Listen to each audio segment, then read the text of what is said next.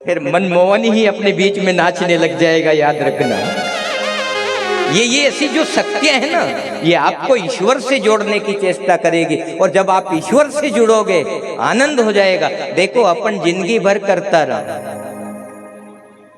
अपन जिंदगी भर, और अगर जो नजर पड़ जाए कि मुझे इस धरा पे ये चीज बिछाना है, इस धरा पे मुझे ये चकाचौंध करना है, तो माता बिना जैसे चुटकी दबाओ और चमत्कार उजाला हो जावे ना, ऐसे इन लोगों से उजाला हो जाता है। इसलिए इनका स्वागत सत्कार है।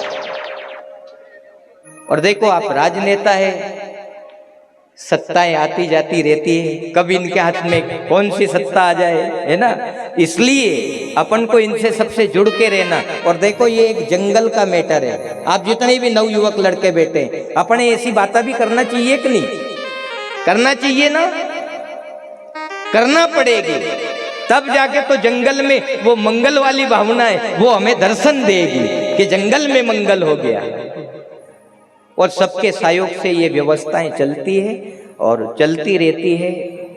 जीवन में आप पूर्व मंत्री जी हर जगह आते हैं, कथा सुनते हैं। एक बार बाईपास पे भी गुरु पूर्णिमोत्सव मनाया था, वहां भी आप पधारे थे, वहां भी इनने कुछ अच्छे शब्द बोले थे और रोचक बात बताई थी।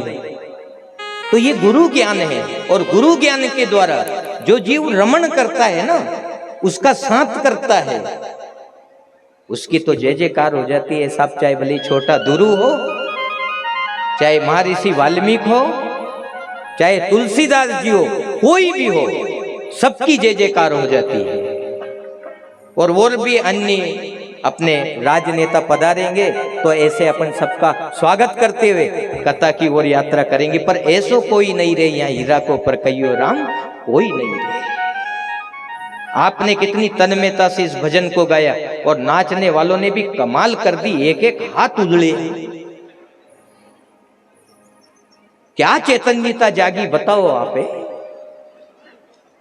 आपकी चैतन्यता तो कम थी, पर ये जो धरा है ना, ये कपिलेश्वर महादेव की धरा, इसमें भी सामर्थ्यता है, सामर्थ्यता बड़ी। और सामर्थ्यता है तो जैसे ही पैर पड़ा स्प्रिंग की तरह उसने भी आपको उछालने में मदद करी। इसलिए नाचने में आनंद की अनुभूति हुई आज।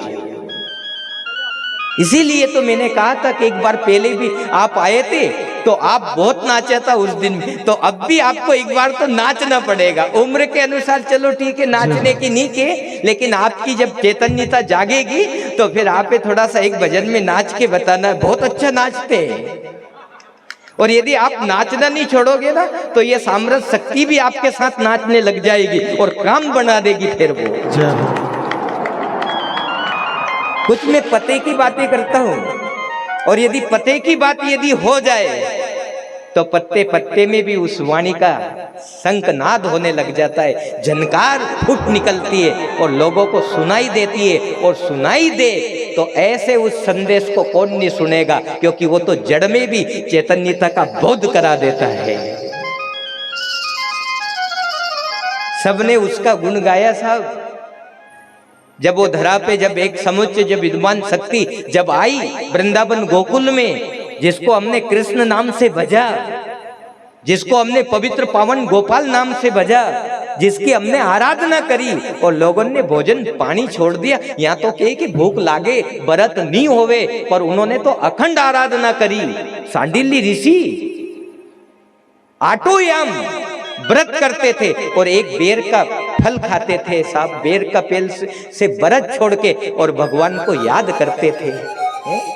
जिनके लिए ईश्वर आदि आदि रात जागे, फिर बताओ। और जो ईश्वर जागे तो वो लोग कितने सयाने कितने बड़े होंगे बताओ। तो अपन भी अगर जो आराधना करेंगे तो वो परमात्मा भी अपने लिए जागेगा, अपनी जय जयकार होगी, आनंद होगा।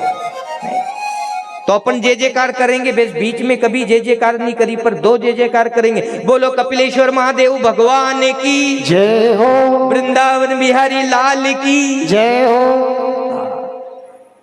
ये अमृत तत्व है, सामृत तत्व है और पवित्र पावन तत्व है। इसको जीवन में हमें रोज धारण करना है। और यदि रोज इसका अगर जो अपन साथ करेंगे तो जीवन में कभी नहीं आवेगी हार, याद रखना, कभी नहीं आएगी।